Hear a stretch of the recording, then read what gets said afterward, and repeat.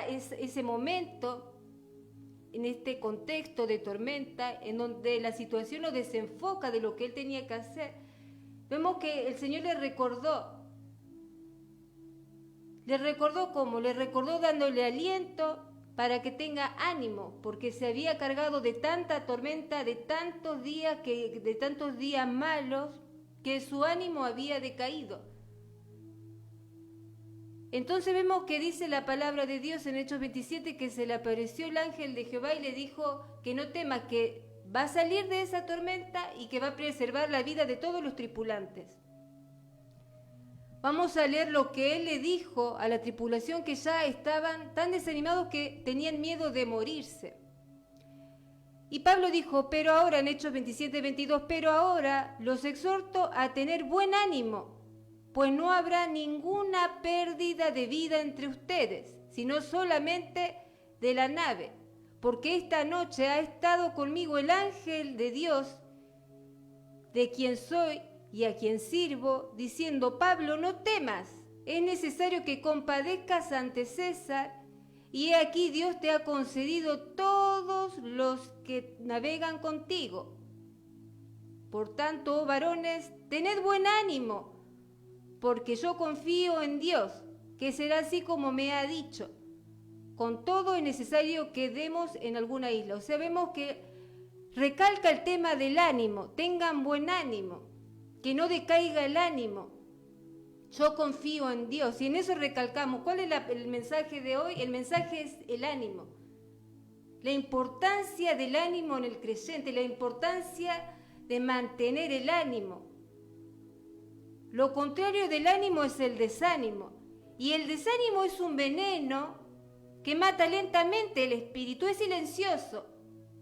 Aparece como pequeños bajones que uno deja estar, pero conforme va pasando el tiempo, lo que quiere, el objetivo del desánimo es matar al espíritu, afligir al espíritu. Y luego se instala en nuestra vida como un gigante y no quiere dejarnos. Una vez que se instaló el desánimo, no quiere dejarnos. Proverbios 17:22 dice, la alegría es como una buena medicina, pero el desánimo es como una enfermedad.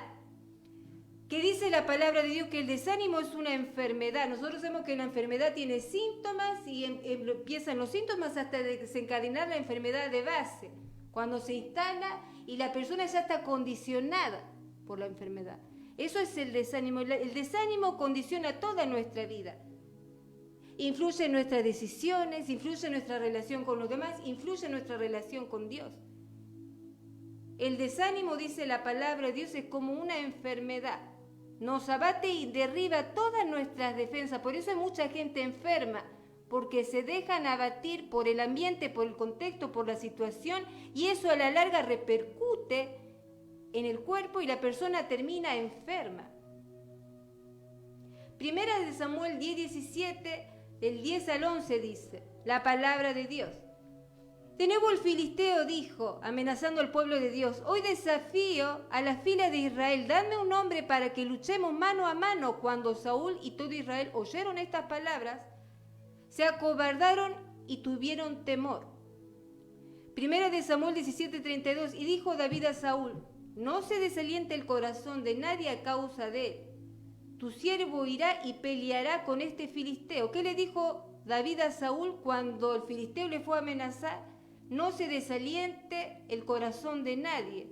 ¿Y qué es lo que le dijo David? ¿Qué es lo que estaba diciendo David a Saúl y a todo el pueblo? Que no se dejen amedrentar, que no se desaliente. ¿Por qué? Por lo que estaba pasando. Ellos estaban siendo amenazados y eso le afligió el corazón, le afligió, le debilitó el espíritu. Que no se desaliente el corazón de nadie, porque en realidad la situación eso es lo que estaba haciendo, desalentar el corazón. Porque cuando se desalienta el corazón se aflige el espíritu y eso nos roba las ganas de seguir adelante. Porque terminamos creyendo lo que nos dicen, terminamos creyendo al ambiente, al contexto, a la situación que muchas veces nos supera y de a poco terminamos apartando nuestro oído de la verdad. Cuando la situación supera a una persona puede escuchar la palabra de Dios, pero no tiene una gran relevancia en su vida, porque apagó sus oídos a la palabra de verdad, o porque creyó lo que le dicen los demás, o porque la situación los desbordó. Y ahí es cuando uno lentamente apaga sus oídos a la verdad, y lo peor del caso es que esta situación es contagiosa y termina contaminando a los que tenemos al lado. Saúl, el rey de Israel por aquel entonces, se desanimó, y ¿qué hizo? Terminó desanimando a todo un pueblo. Si el rey estaba desanimado, ¿cómo iban a estar los que siguen al rey desanimados? Por eso es algo que es contagioso, algo contaminante. Terminó desanimando a todo el pueblo. Pero había uno que no se había contaminado del desánimo, y ese era David. ¿Por qué? Porque él confiaba en Dios.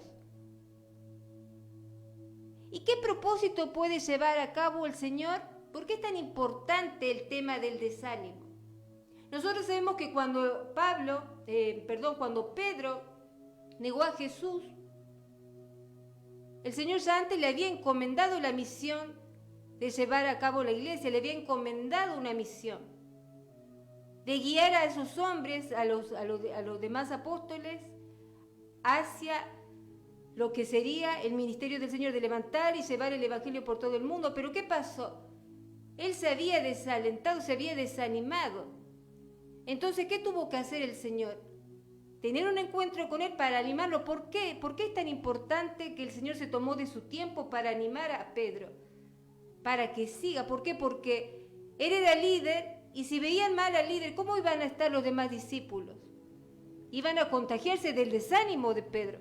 Por eso fue necesario que el Señor tenga un encuentro con él para animarlo, para continuar, porque ¿qué propósito puede llevar a cabo el Señor con una persona que está desanimada? Con una persona que hace mucho tiempo dejó de confiar en Dios, pero su razón, su lógica le hace creer que confía en Dios, pero no, hace mucho tiempo dejó de confiar en Dios. ¿Cómo puede? ¿Qué propósito puede llevar a cabo el Señor con una persona que está totalmente desanimada? Por eso el ángel de Jehová se apareció a Pablo en medio de la tempestad para darle ánimo. ¿Para qué? Para recordarle lo que tenía que hacer. ¿A cuántos de nosotros el Señor nos tiene que recordar lo que tenemos que hacer?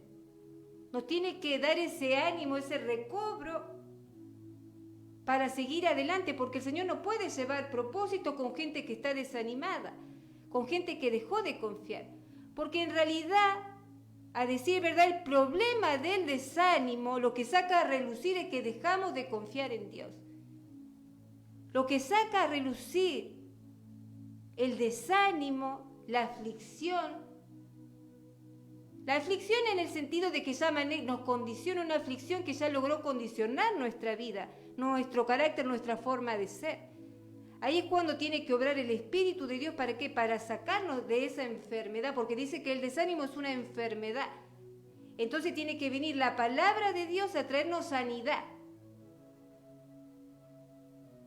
Porque hay mucha gente que está viendo el ejemplo de nosotros, hay mucha gente que ve lo que somos nosotros, hay mucho en juego.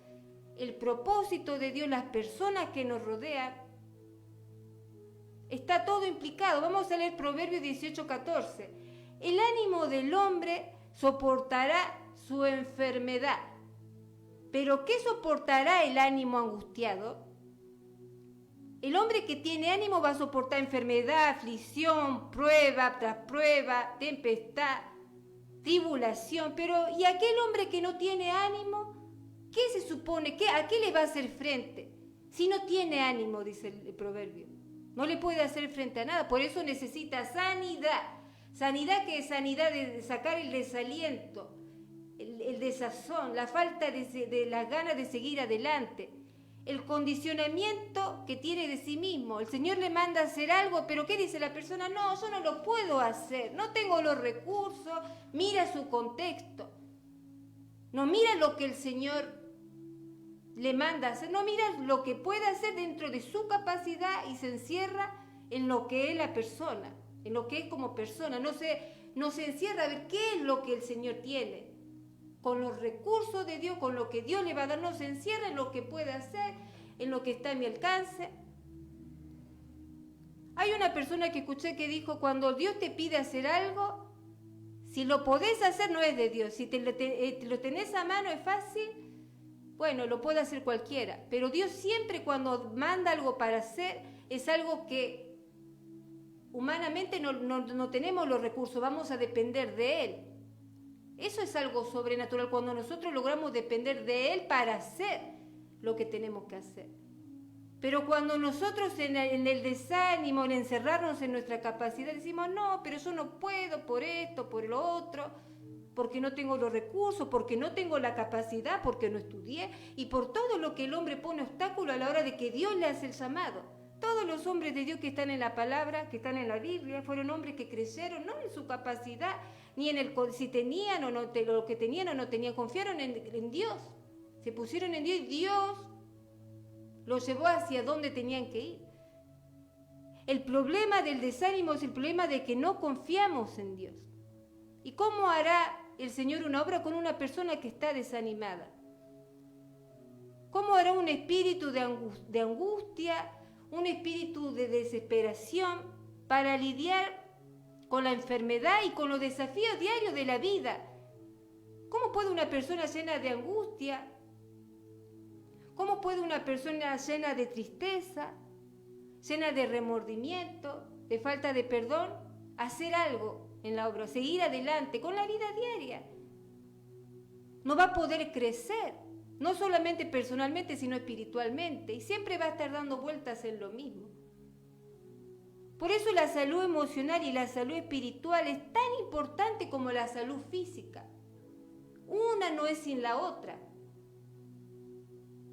Depende, la salud física depende de nuestra salud espiritual y de nuestra salud mental. ¿Cómo estamos emocionalmente? Porque si el ánimo está por los pisos, perdemos la capacidad de resistir y de enfrentar la vida. Porque en definitiva, lo que en realidad quiere decir la pérdida del ánimo es la pérdida de la esperanza. En algún momento perdimos la esperanza, por eso la aflicción nos condiciona. Por eso cuando el Señor nos manda a hacer algo decimos, no puedo. Cuando el Señor nos manda a hacer esto, no, pero si invierto en esto no voy a tener, no confías que el Señor le va a dar, no, si invierto en esto, en este proyecto voy a poner plata en esto y después ¿qué hago si me quedo sin plata? Esa es una persona que no confía en Dios, está confiando, mirando dentro de su posibilidad, humanamente. No está mirando lo sobrenatural de Dios. No, mira dentro de lo que puede hacer humanamente. Y el Señor nos llamó a nosotros ¿a qué? A glorificar el nombre de Dios. El Señor nos llamó a glorificar, no a mostrar lo que nosotros, mucha gente, la gente del mundo, vive demostrando lo que puede hacer. Yo voy a demostrar lo que yo puedo hacer, lo que yo puedo alcanzar. Al contrario de ello, nosotros somos llamados ¿a qué? A glorificar a Dios, a mostrar lo que Él puede hacer. Yo la verdad no puedo hacer nada. Yo sin la gracia de Dios no estaría ni acá sentada. Nosotros somos llamados a glorificar, no a demostrar lo que nosotros con nuestra pobre humanidad podemos hacer. Nosotros somos llamados a glorificar a Dios, o sea que tenemos que hacer confiando que Él te llamó, Él te va a proveer. Si Él verdaderamente te llamó, vos estás convencido y a viva voz decís, bueno, el Señor me llamó, yo soy un llamado, bueno, el Señor va a proveer, el Señor te va a dar, el Señor no va a dejar a nadie sin palabra, no va a dejar a nadie sin recursos. Pero ¿cómo está nuestra comunión con Dios? ¿Cómo está nuestro ánimo? ¿Confiamos? ¿Será que en algún momento ya tenemos tantas dudas, ponemos tanto obstáculo a las cosas de Dios que decimos, bueno, en algún momento se habrán dejado la persona de confiar en Dios? ¿Habremos dejado en algún momento de confiar en Dios? Proverbios 13:12 dice, cuando se pierde la esperanza se debilita el corazón. Cuando se pierde la esperanza se debilita el corazón. Este pasaje nos está diciendo que la esperanza es crucial para mantener el corazón. Dejarse llevar por la frustración, por alguna petición, yo estoy expectante, tengo expectativa todavía sin responder. Y bueno, esperé. No desarrollé la paciencia y mi corazón se debilitó. Me frustré y bueno, perdí la esperanza, me frustré. ¿Y qué viene? Se debilita el corazón. El dolor emocional se instala y la persona se queda nula, se debilita. Y lo más terrible de esto es que con el tiempo se aleja de la presencia. Bueno, mis peticiones, mi expectativa no fue contestada, no fue lo que yo quise, y bueno, se termina. Por eso el tema del ánimo es muy importante, el no desanimarse, porque la persona con el tiempo termina alejada. Quizás de cuerpo en mente en la iglesia, pero alejada de Dios, el corazón muy lejos de Dios. Por eso la palabra de Dios en todo tiempo nos llama a confiar en Dios en todo tiempo. Porque esas expectativas que nosotros quizás vemos retrasadas, esas cosas que estamos pidiendo y que quizás se retrasaron, que para nosotros parece ya que no se va a cumplir más, que ya está todo dado, bueno, no se cumplió, no se va a dar en mi vida, fue así. Pero en realidad lo que Dios está haciendo con eso, con ese tiempo de espera, es probar nuestra paciencia, probar nuestra fe. Nuestra fe tiene que ser examinada y tiene que ser probada. Quizá lo que nosotros damos por cerrado y anulado, el Señor nos lo da. Pero nosotros en nuestra lógica decimos, bueno, ya pedí tanto, y no se dio, y bueno, ya está, cerramos otro capítulo, voy a pedir otra cosa, voy a hacer otra cosa, pero no. Los tiempos de Dios no son nuestros tiempos, Él sabrá. Él es el dueño del tiempo, Él sabe cuándo es el mejor, el tiempo justo, el tiempo perfecto. La esperanza entonces es fundamental a la hora de perseverar. Es algo dado por Dios que viene por Dios. Es algo dado por Dios que viene de Dios. ¿Y qué quiere decir que la esperanza es algo dado por Dios que viene de Dios? Que yo no me voy a volver una persona más esperanzada, tratando de ser optimista, poniendo buena cara, tratando de tener buena onda todo el tiempo, riéndome constantemente, no. Porque la esperanza, dice la palabra de Dios, que es algo que viene de Dios, no viene por mérito propio, no viene por más optimista y positiva que sea la persona, no es la forma de tener la esperanza duradera y perfecta que viene de Dios. Nada viene de nosotros, nada de lo que pueda hacer el hombre va a ser fructífero, es algo armado de poco tiempo que con el tiempo perece. En cambio lo que Dios viene, de lo que Dios nos da, de lo que viene de Dios, va a ser duradero. La esperanza es la obra de Dios en cada uno de nosotros y nos da el carácter suficiente para hacerle frente a cualquier situación, para soportar. Si no, fijémonos cómo estos hombres de Dios soportaban tormentas, aflicciones. Porque ¿quién es el que nos capacita? Lo que yo puedo, mi positivismo, el tratar de estar contenta, el tratar de ser positiva y optimista, no. El que me capacita a mí es el Señor. Viene de arriba. Todo lo bueno viene de arriba. Ahora yo tengo que estar abierto a recibir lo que viene de Dios. No a tratar de enmendar mi vida con lo que yo puedo hacer. Voy a tratar de poner cara de que estoy bien, de que todo está bien, de que no pasa nada. Voy a hacer como que no pasa nada. No. El Señor sabe lo que estamos pasando, es una realidad lo que estamos pasando, pero de Él viene la fortaleza, de Él viene la esperanza para que para estar firme de frente a la situación. Por eso es tan importante distinguir entre lo que es la esperanza y el optimismo. El optimismo es pensar, bueno, las cosas de alguna forma se van a solucionar. No sé cómo, no sé de dónde va a venir mi ayuda. Ese es el mundo.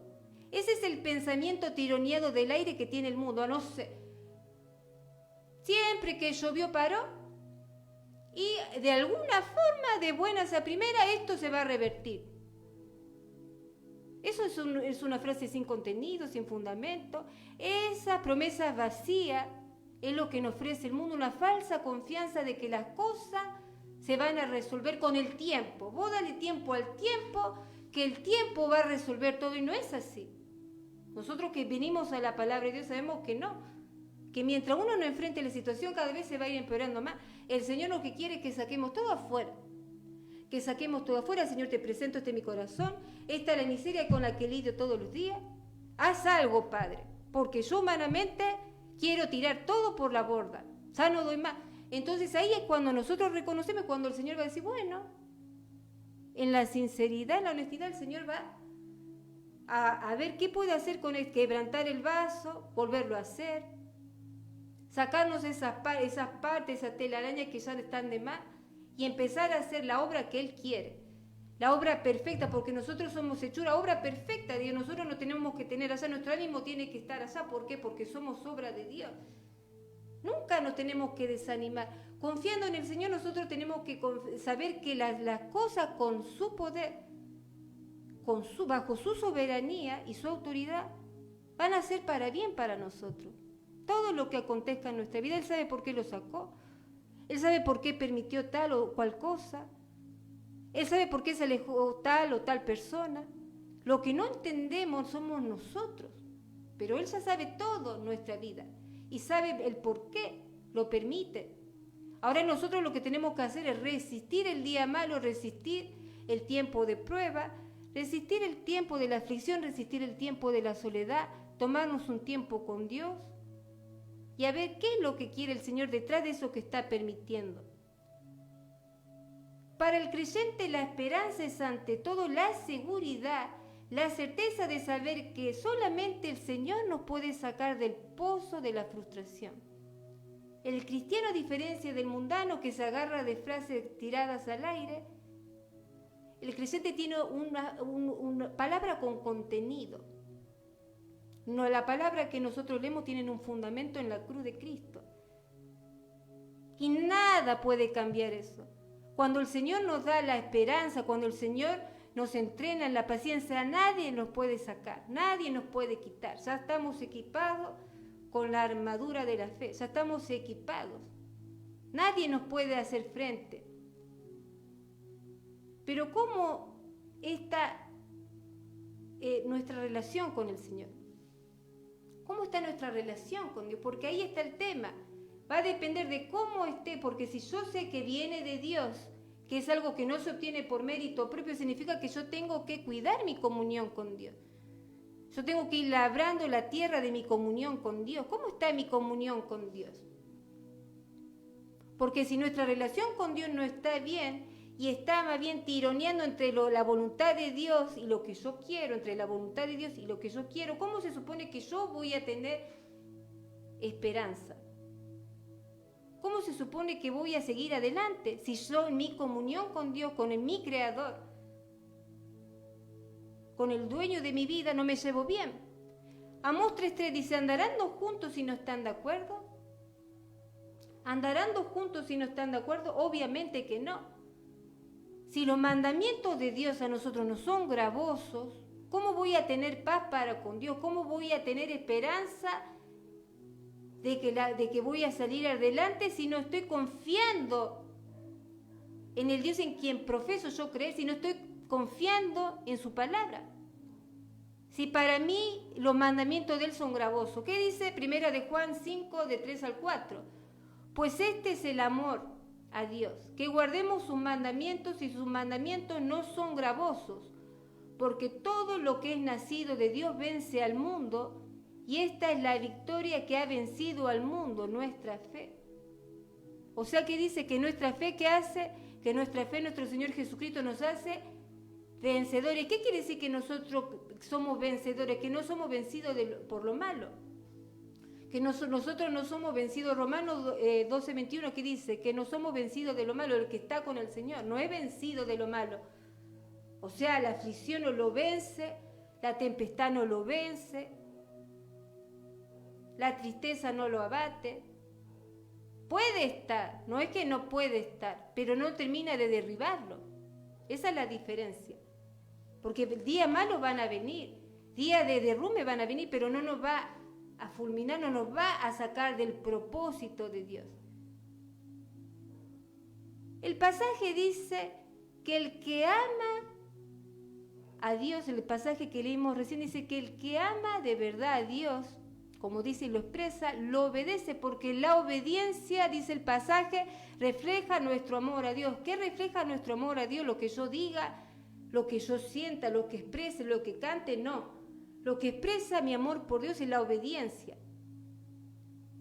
No hay otra cosa, otra forma de manifestar el amor a Dios. La obediencia, dice el pasaje, 1 de Juan 5, 3 al 4, que refleja mi amor a Dios. En otras palabras, el pasaje nos está diciendo que si de verdad decimos amar a Dios, hacer su voluntad no va a ser una carga pesada que llevar, no vamos a sentirnos forzados a hacer algo que no queremos hacer.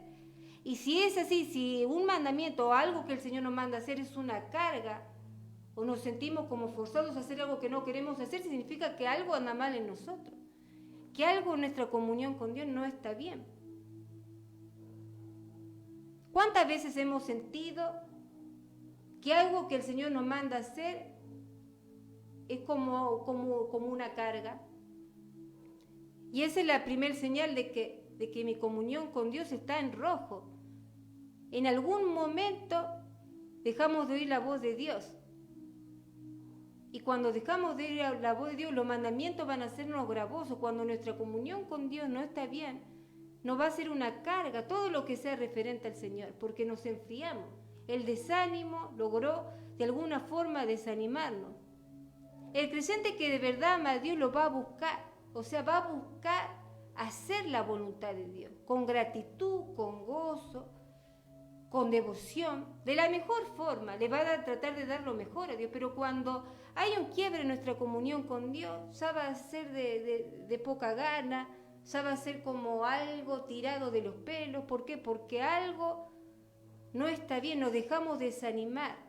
Alguna petición que estuvimos pidiendo no fue contestada o se está tardando demasiado, y eso es como que nos desanimó, nos afligió. Y lo bueno de todo esto es saber que lo bueno de hacer la voluntad de Dios es que el buscar hacer la voluntad nos va a permitir vencer al desánimo, vencer a la aflicción y no dejarnos condicionar por lo que pasa. Eso es lo bueno de ser vencedor por medio de la fe. Eso es lo bueno de la fe, que salimos nosotros vencedores por medio de nuestra fe en Jesucristo. Eso es lo bueno. Y no somos vencidos de lo malo. Entonces, ¿cómo tenemos esperanza? La pregunta de esta tarde, ¿cómo yo obtengo esperanza si viene de Dios? ¿Cómo hace Dios en mi vida para que yo tenga esperanza? El Señor nos entrena. ¿Nos entrena para qué? Para desarrollar esa esperanza. Vamos a leer Romanos 5, capítulo 5, del 1 al 4.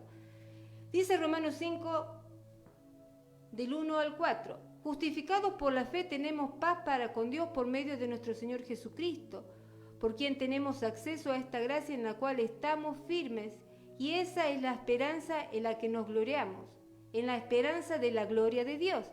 Y no solo esto, sino que también nos gloriamos en las tribulaciones, sabiendo que la tribulación produce paciencia, y la paciencia produce prueba, y la prueba produce esperanza. ¿Y qué está diciendo el pasaje? Que las tribulaciones van a poner a prueba nuestra paciencia, o sea, el tiempo de prueba es un tiempo de examen en donde nuestro carácter tiene que ser examinado. ¿Estamos verdaderamente firmes en la palabra o estamos tambaleando como hoja que lleva el viento? Dice el Romanos capítulo 5 que la prueba, justamente la tribulación, es para probar en dónde nosotros estamos parados. Y una vez que nuestro carácter es probado, tenemos que ver cómo salimos de la prueba. ¿Superamos la prueba de la fe o no superamos la prueba de la fe? Si superamos la prueba de la fe, significa que salimos fortalecidos, que la tribulación, que esa prueba, que esa aflicción, de esa aflicción, ¿cómo vamos a salir? Fortalecidos. Nuestra confianza en Dios va a aumentar y vamos a estar más capacitados para hacerle frente a las futuras tribulaciones que vamos a tener. ¿Cómo salimos cuando somos aprobados? Con la esperanza de que así como Dios sustentó a los que nos precedieron, nos va a sustentar a nosotros. O sea, salimos fuertes. Eso es cuando un cristiano sale de la prueba aprobado. Cuando la prueba, en lugar de lejos de alejarlo de Dios, lo acercó más a Dios. Por eso es necesario la prueba de la fe, para ver cómo salimos de la prueba. Si salimos fortalecidos. Acá dice que cuando el creyente verdadero, el nacido de nuevo, pasa por la prueba, lejos de alejarlo de Dios, lo fortalece, lo acerca más a Dios. En cambio, aquel que no es nacido de nuevo, cuando pasa por prueba, se aleja de Dios. Por eso este pasaje es muy importante, porque es para el que nació de nuevo. Entonces vemos que la prueba de la fe es muy importante.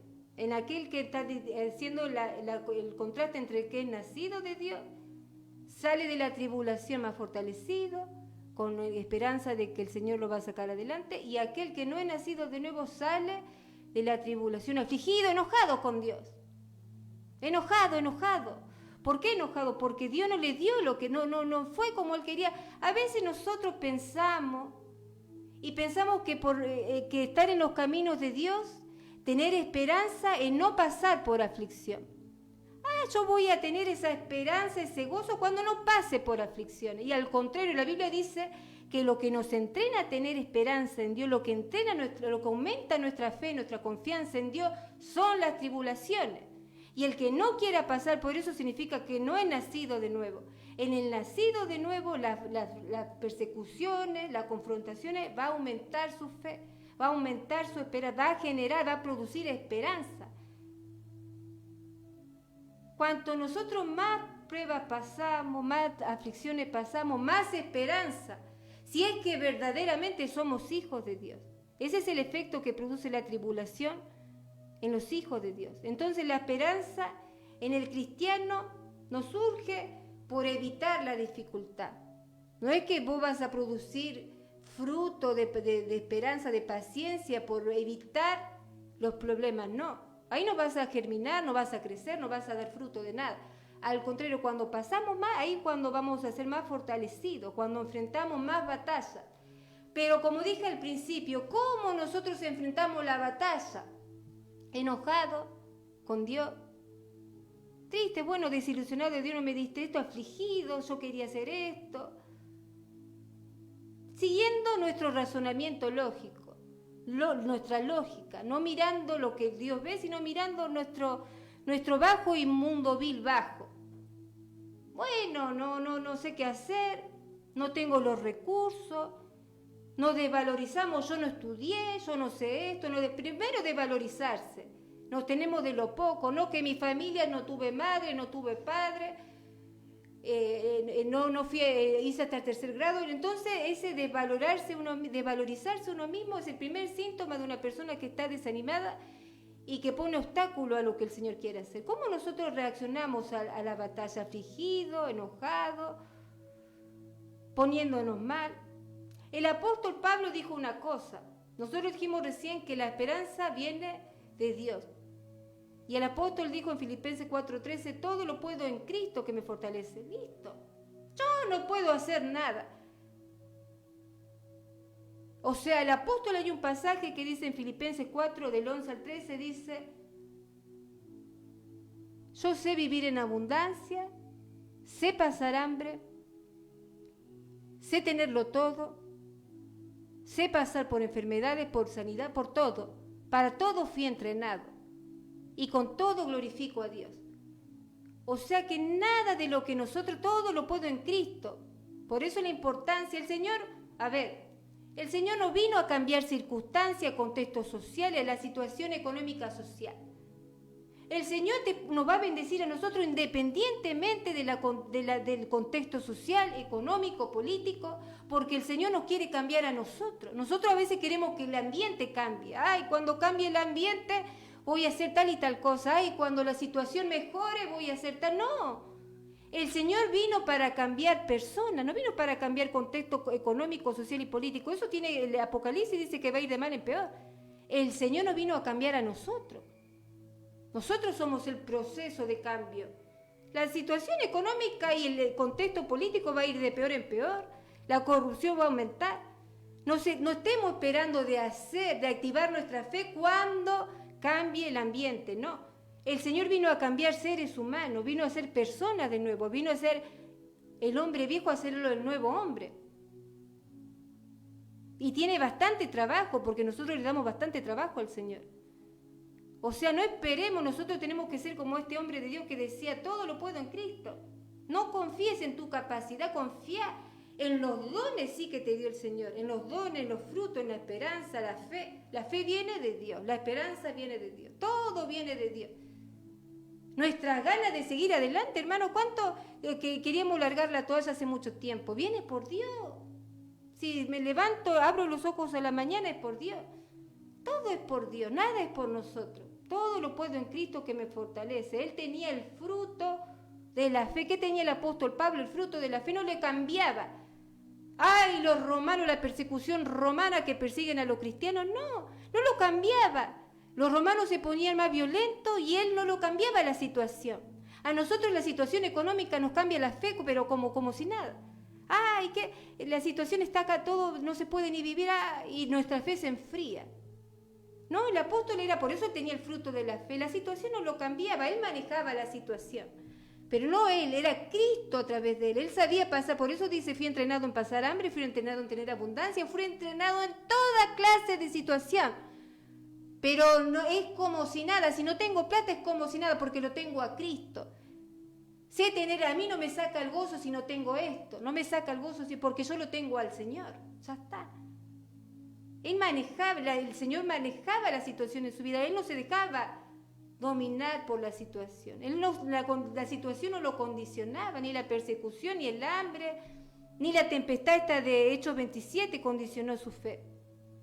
Sí vino el Espíritu Santo de Dios ¿a qué? A darle ánimo, ten ánimo, como así vino el Espíritu de Jehová a Elías cuando quería morirse. Siempre va a venir el ánimo de Dios, para que recobremos el aliento, para que sigamos adelante. Eso necesitamos, recobrar el ánimo, recordarnos dónde estamos parados y hacia dónde vamos.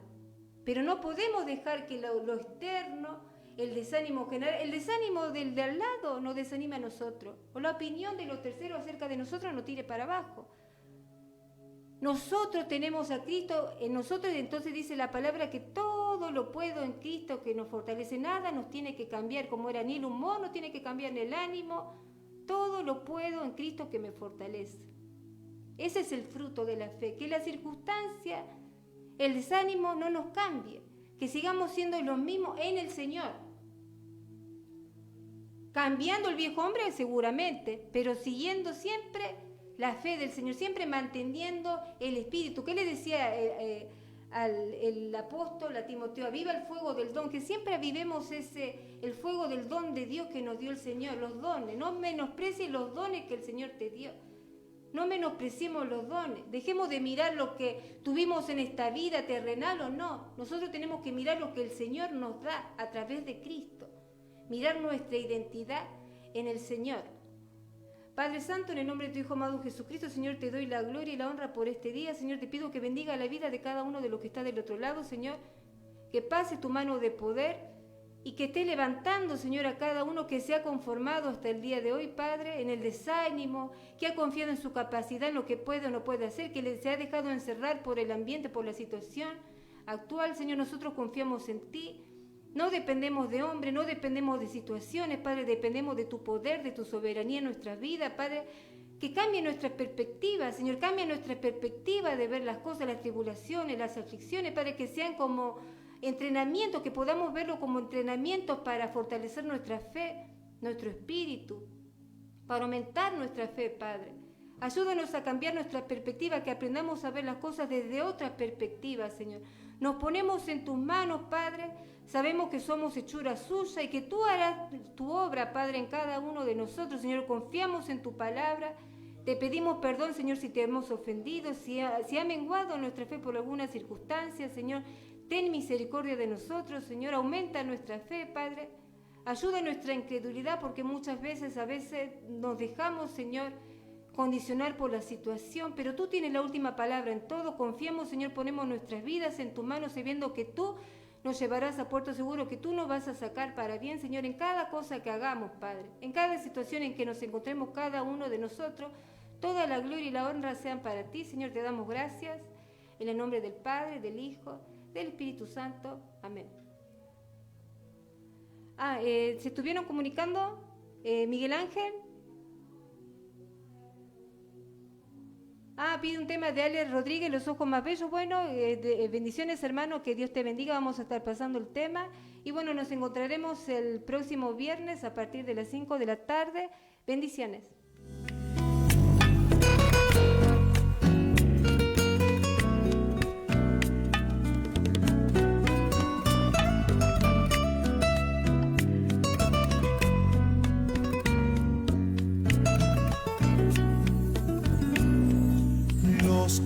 más bellos del mundo, son los que miraron al pobre pecador,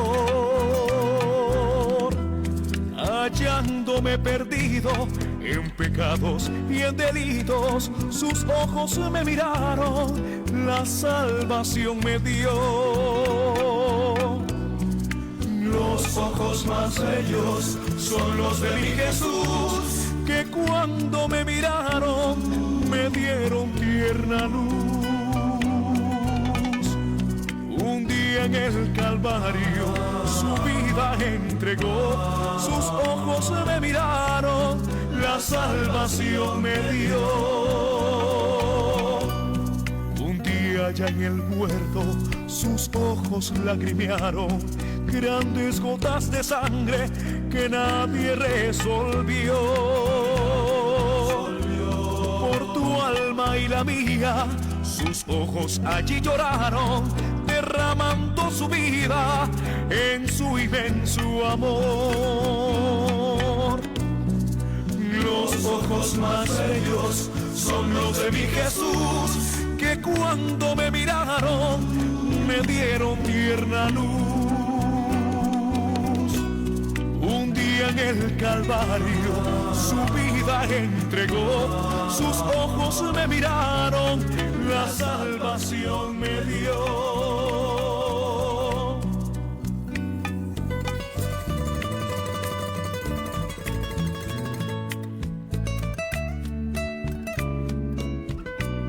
Inicio de espacio publicitario.